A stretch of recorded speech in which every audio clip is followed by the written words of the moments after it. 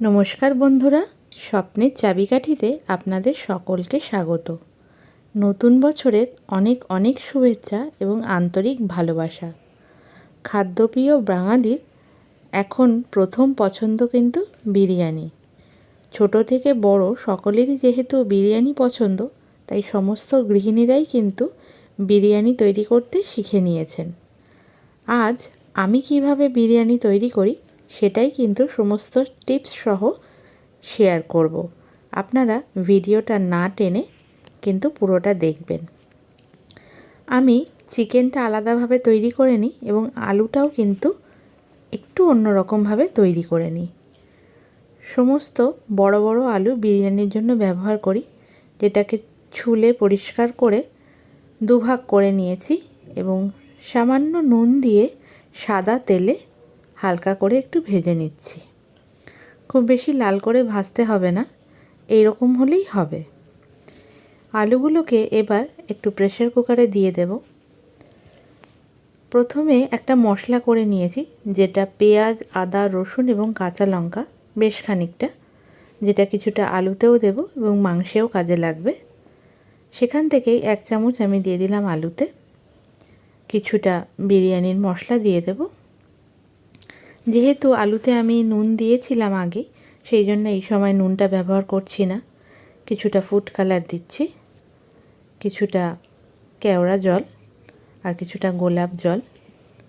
মিঠা আতরও যদি আপনি আলুতে দেন তাহলে কিন্তু আলুর থেকে খুব সুন্দর গন্ধ বেরোবে, তাই জন্য কিছুটা মিঠা আতরও দিয়ে দিচ্ছি। প্রত্যেকটা বড় 5টা আলুর জন্য 1 কাপ জল লাগবে। আমি এখানে 10-12টা আলু ব্যবহার করেছি, তাই 2 কাপ জল ব্যবহার করছি। সমস্তটা খুব ভালো করে মিশিয়ে নিয়ে আমি কিন্তু প্রেসার কুকারে একটা সিটি দিয়ে নেব। একটু চিনি দিয়েছি, চিনিটা দেওয়ার ফলে আলুটা খেতে খুব টেস্টি হবে এবং সিটি দেওয়ার ফলে কিন্তু সিদ্ধ হবে, কিন্তু খুব বেশি গলে যাবে না। এবার প্রেসার কুকারটা বন্ধ করে একটা সিটি দিয়ে নেব। এবার দেখুন আলুটা আমাদের কি সুন্দর রেডি হয়ে গেছে। আপনারা যদি এই প্রসেসেই তৈরি করেন দেখবেন টেস্টটা কিন্তু দারুণ হয়েছে। এরপরে ভাত, চালটাকে প্রায় আধ ঘন্টার বেশি, 1 ঘন্টা হলে ভালো হয়, যদি ভিজিয়ে রাখতে পারেন ভাতটা কিন্তু খুব লম্বা লম্বা হবে। জলটা গরম হয়ে গেলে একটু সাদা তেল দিয়ে নেবেন এবং ফুটতে শুরু করলে চালটা দিয়ে একবার ফোটা হয়ে গেলেই ভাতটা নামিয়ে নেবেন। তাহলেই কিন্তু বিরিয়ানির জন্য পারফেক্টলি ভাত তৈরি হয়ে যাবে। এরপর মাংসে দিয়ে দেব সেই আদা, পেঁয়াজ, রসুন, কাঁচা লঙ্কার পেস্ট, কিছুটা গোলমরিচ গুঁড়ো, কিছুটা নুন, কিছুটা বিরিয়ানির মশলা, আর দিয়ে দেব একটু কেওড়া জল, গোলাপ জল আর টক দই। সবটা দিয়ে মোটামুটি আধ ঘন্টার ওপর যদি ম্যারিনেট করে রাখেন তো খুব ভালোভাবে মাংসে কিন্তু মশলাগুলো মিশে যাবে। আমি যে বিরিয়ানির মশলাটা ব্যবহার করেছি সেটা আমি বাড়িতেই মিক্সিতে ঘুরিয়ে নিই। সমস্ত কিছু গোটা গোটা নিয়ে এসে করে নিই। আপনারা চাইলে একটু শুকনো খোলায় ভেজেও নিতে পারেন, তবে দুটোর স্বাদ কিন্তু ভিন্ন হবে। কাঁচাটার স্মেলটা কিন্তু খুব স্ট্রং হয়, আমার সেটাই ভালো লাগে। তো এইভাবে ম্যারিনেট করে যতক্ষণ মাংসটা থাকছে, চলুন আরেকটা মশলা তৈরি করে নিই। প্রথমেই কড়াইতে বেশ কিছুটা সাদা তেল দিয়ে দেব আর কিছুটা ঘি। খুব ভালো করে যখন গরম হয়ে যাবে, স্লাইস করে পেঁয়াজ কেটে নিয়ে একটু ভেজে নেব। কিছুটা বেরেস্তার জন্য রেখে দেব আর কিছুটা আরেকটা মশলা তৈরি করে নেব। দিয়ে দিয়েছি পেঁয়াজ, বেশ কিছুটা ব্রাউন হলেই অর্ধেকটা তুলে নেব। তার মধ্যে দিয়ে দেব খানিকটা পোস্ত, কিছুটা কাজু বাদাম আর কিছুটা মগজদানা। এটাতে আমি কিন্তু হলুদ বা টমেটো ব্যবহার করছি না। এটা ভালো করে একটু টেলে নিয়ে জল দিয়ে মশলাটাকে একটু ফুটিয়ে নেব। তারপরে একটু ঠান্ডা হলে মিক্সিতে আমি পেস্ট করে নেব। তো হয়ে গেছে, এবার জল দিয়ে একটু ফুটিয়ে নিলেই হবে। তো চলুন এবার মাংসটা শুরু করে দিই। কড়াইতে আবারও একটু নিয়ে নেব সাদা তেল আর একটু ঘি। ঘিটা আপনারা স্কিপ করতে পারেন, তবে বিরিয়ানিতে একটু মাংসটা রিচ হলে ভালোই হবে। ভালো করে যখন এটা গরম হয়ে যাবে, একটু ফোড়নে দিয়ে দেব ছোট এলাচ, কয়েক টুকরো দারচিনি এবং কয়েকটি লবঙ্গ। ফোড়নটা যখন একটুখানি ভাজা ভাজা হয়ে যাবে, এই 30-40 সেকেন্ড মতন যখন খুব সুন্দর গন্ধটা বেরোবে, তখন কিন্তু আমি বাকি যে মশলাটা করা আছে, পেঁয়াজ, আদা, রসুন, কাঁচা লঙ্কার পেস্টটা সবটুকু দিয়ে দেব।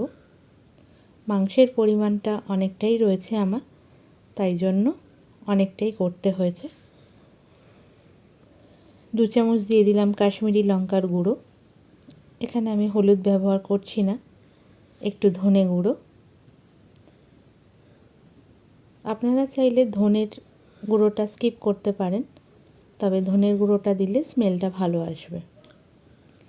তারপরে যে পেস্টটা করে রেখেছিলাম কাজু বাদাম, পোস্ত আর মগজদানা, পেঁয়াজ এসবের, সেটারই দিয়ে দিচ্ছি। যখন মশলা থেকে একটু তেল ছেড়ে আসবে, এই সময় আমরা কিন্তু চিকেনটা দিয়ে দেব। যেহেতু ম্যারিনেট করে রাখা ছিল অনেকক্ষণ, সেই জন্য কিন্তু হাফ ডান এখানে হয়েই রয়েছে। আর চিকেন যেহেতু খুবই নরম, সেই কারণে খুব তাড়াতাড়ি এটা হয়ে যায়। একটু ঢাকা চাপা দিয়ে খানিকক্ষণ করলেই কিন্তু চিকেন রেডি হয়ে যাবে। দেখুন অলমোস্ট হয়েই গেছে, চাপা দিয়ে দিয়ে বারবার করেছি তো হয়ে গেছে। বেশ কিছুটা জলও ছেড়েছে। আরেকটু গোলাপ জল আর কেওড়া জলের প্রয়োজন ছিল, তাই আরেকটু দিয়ে দিলাম। মাংসটা তৈরির সময় কিন্তু আমি মিঠা আতর দিইনি, এখন যখন হয়ে গেছে তখন একটু দিয়ে দেব গন্ধটা আসার জন্য। এরপরে আমি বানিয়ে নিচ্ছি বিরিয়ানিতে দম দেব সেই জলটা। কড়াইতে বেশ কিছুটা ঘি গরম করে নিয়েছি, তারপরে বিরিয়ানির মশলাটা দিয়ে দিচ্ছি। মশলাটা দেওয়ার সাথে সাথেই প্রায় দিয়ে দিলাম গোলাপ জল, পরিমাণ মতন কেওড়া জল আর বেশ কিছুটা পরিমাণ দুধ। দুধটা কিন্তু ঠান্ডা বা গরম হলে হবে না, নর্মাল টেম্পারেচারের হতে হবে। আমি প্যাকেট দুধ দিয়ে দিচ্ছি, আপনারা চাইলে আগে থেকে জাল করে রাখা নর্মাল টেম্পারেচারের দুধও দিতে পারেন। বেশ খানিকটা পরিমাণ দিয়ে দেব ফুড কালার, এতে বিরিয়ানিতে রঙটা ভালো আসবে।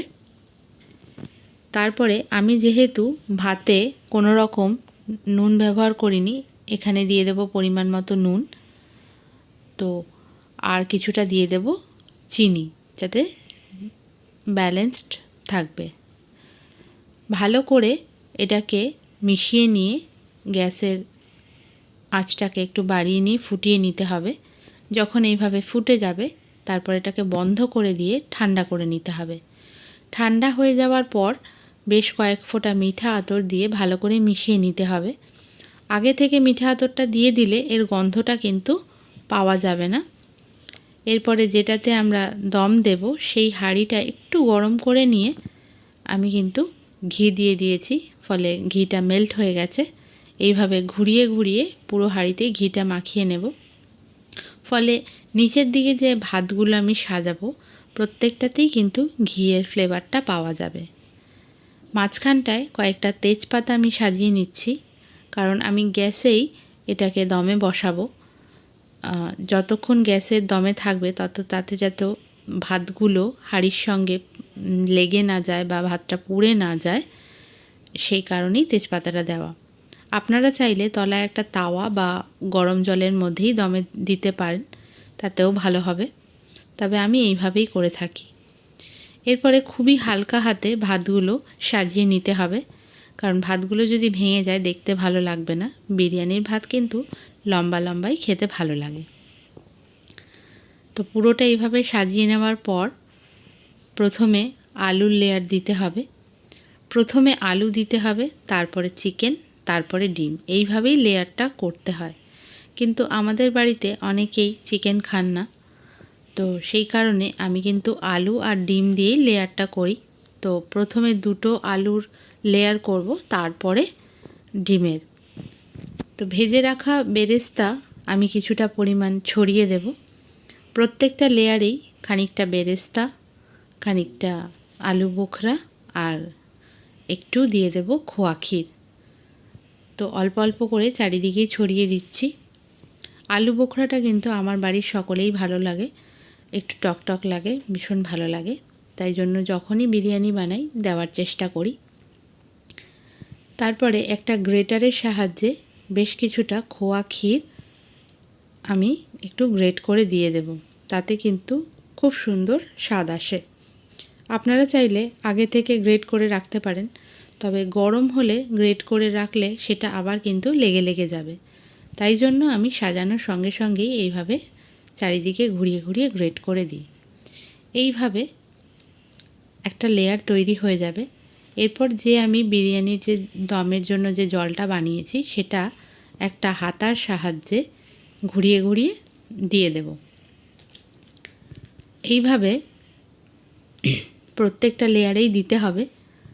একদম নিচেরটায় কিন্তু আমি খুব বেশি জল দেব না, কারণ ওপর থেকে যত জল দেব সেটা নিচের দিকেই চলে আসবে। তাই নিচের লেয়ারে সব থেকে কম জল ব্যবহার করব। এরপরে আবার ভাত দিয়ে দেব। ভালো করে চারিদিকে ছড়িয়ে নিয়ে আরেকটা আলুর লেয়ার হবে। আপনারা যেমন খুশি সাজাতে পারেন, আমি এইভাবে গোল গোল করেই সাজাচ্ছি। দেখতে যতটা ভালো হবে খেতেও কিন্তু ততটাই ভালো হয়েছে। আপনারা যদি সেম প্রসেসে ফলো করে বানান তাহলে কিন্তু আপনাদেরটাও ভালো হবে। দেখুন আলু বোখরাগুলো প্রথম লেয়ারটায় আমি দেখাতে ভুলে গিয়েছিলাম। এইভাবে আবার খোয়া ক্ষীরটা দিয়ে দেব। তো ভাতটা আপনারা একটু বুঝে দেবেন, যাতে যে কটা লেয়ার হবে তার মধ্যে যেন থাকে। কম বেশি হয়ে গেলে আবার জলটার সঙ্গে ঠিকঠাক ব্যালেন্সড হবে না। তো এইভাবে জলটা দিয়ে দেব। এবার বাকি যে ভাতটা রয়েছে সম্পূর্ণটা এর ওপরে আবার দিয়ে দেব। এরপরে ডিমটা সাজিয়ে নেওয়ার পালা। এই ক্ষেত্রে দেখবেন ডিমের মধ্যেই কিন্তু কোনো রকম মশলা দেওয়া হয়নি, ডিমটা একদম প্লেন সিদ্ধ করা রয়েছে।